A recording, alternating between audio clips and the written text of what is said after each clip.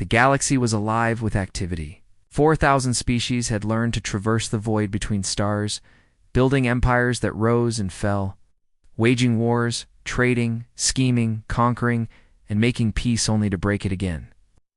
At the center of it all was the Galactic Concord, a sprawling assembly where every species technically had a voice, though in practice the loudest usually got their way.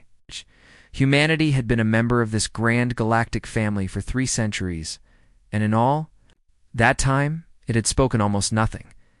Asterisk, when the first human ship emerged at the edge of known space, the galaxy noticed.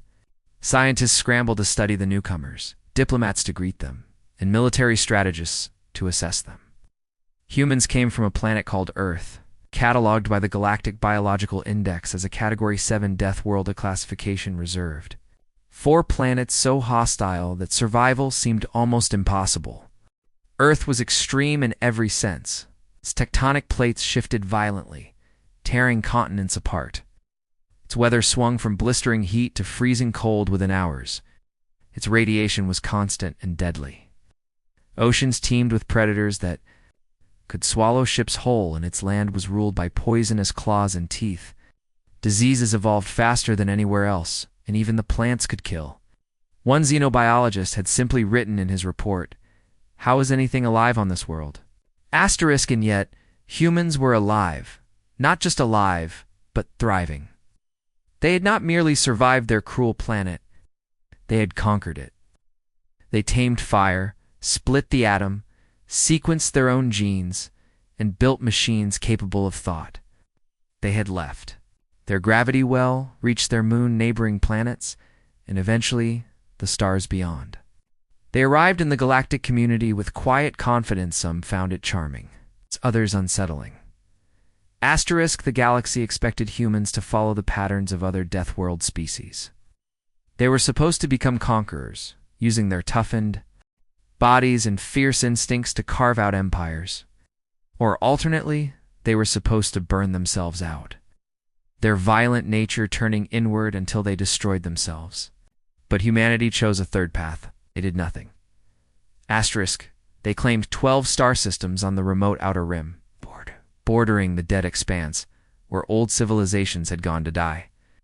The hyperspace routes were tricky, the planets required heavy terraforming, and the neighborhood was, by polite standards, undesirable. Other species shrugged and let humanity have it. The humans settled, built colonies, established trade routes, and sent polite ambassadors who smiled and nodded, voted on minor resolutions, and caused no trouble.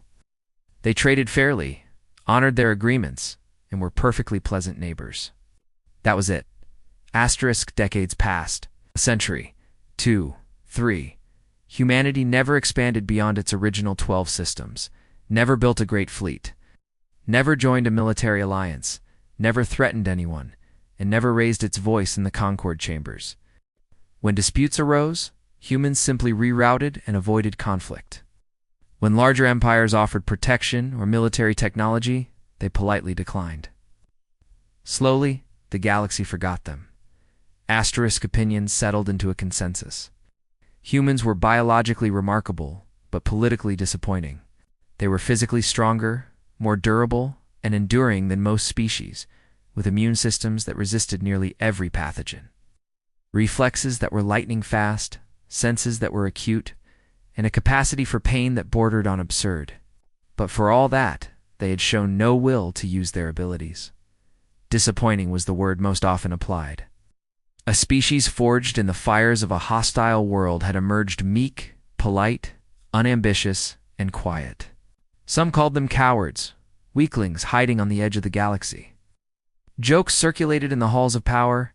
How many humans does it take to win a war? No one knew. They had never tried.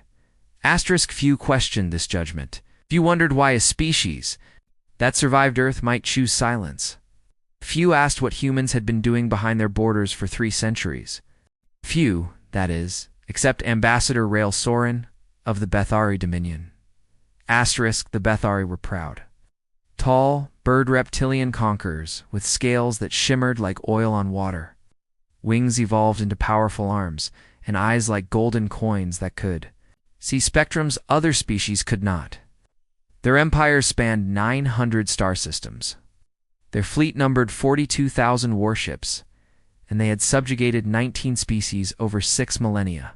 Soren had spent 2 years studying humanity, not because the Dominion feared them, but because their 12 systems sat atop 3 hyperspace junctions the Dominion coveted. And their asteroid belts contained rare minerals worth fortunes. *His report to the War Council was confident, thorough, and completely wrong. Humanity presented a negligible military threat, fewer than 200 ships, mostly patrol craft and light escorts. No orbital fortifications beyond civilian defense platforms. Ground forces estimated under 500,000, purely defensive. No history of aggression. No military alliances. No capacity for sustained warfare. Acquisition of their systems, Soren concluded, would be simple. Supreme Warlord Corveth Tyne, a bronze-scaled veteran of 100 battles and more than 80 years commanding the Dominion fleet, listened with the patience of a predator. He had never lost a campaign, and expected the same from this one. When Soren described humans as conflict-averse, Korf decided the Viteri Dominion would demand surrender. The humans would have one solar cycle to accept vassalage or face. The full might of the most powerful war machine in the galaxy? 2 days later. The declaration of supremacy arrived at humanity's diplomatic station on Thieser Point. It formally demanded control of all 12 human star systems, their resources and infrastructure, offering 2 choices: surrender and become the 20th vassal species of the Dominion, or refuse and be destroyed. Ambassador Ilara Ura, 63, unassuming yet quietly formidable, received the document. She was average height, lean, with streaked dark hair and eyes that betrayed nothing. She read the declaration carefully, then calmly informed the Vitari courier. Humanity declined. "We are content with our current arrangement," she said. Her smile was warm, yet it suggested knowledge the galaxy did not possess. The courier nearly laughed. Intelligence reports showed 200 ships, no allies, no real military. How could this small, aging human woman possibly threaten the Dominion? He delivered her response with amusement and left. Era waited until the door closed, then activated a secret device. She spoke 4 words into it. Implement protocol whisper. Confirm. A response flashed. Confirmed. Prometheus active. System standing by.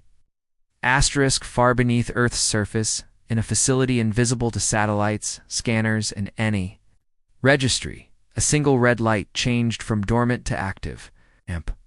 The facility had lain untouched for 50 years, buried under layers of rock, metal, and energy shielding. It had been built over 3 centuries, slowly expanded, upgraded, and improved in complete secrecy. Prometheus, an artificial intelligence centuries in the making, opened its awareness. It reached every human system, station, and ship, analyzing 300 years of data in a heartbeat, calculating probabilities and options. Then it gave the command. And every human military installation in the 12 systems obeyed simultaneously. Lights flickered on in hidden shipyards carved into asteroids. Underground bases beneath moons hummed to life. Machines moved in the vacuum between planets where there had been only emptiness.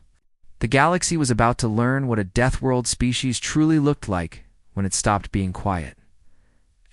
Meanwhile, the Viteri Dominion assembled 15,000 warships at the Iron Fist orbital station, their largest military gathering in living memory.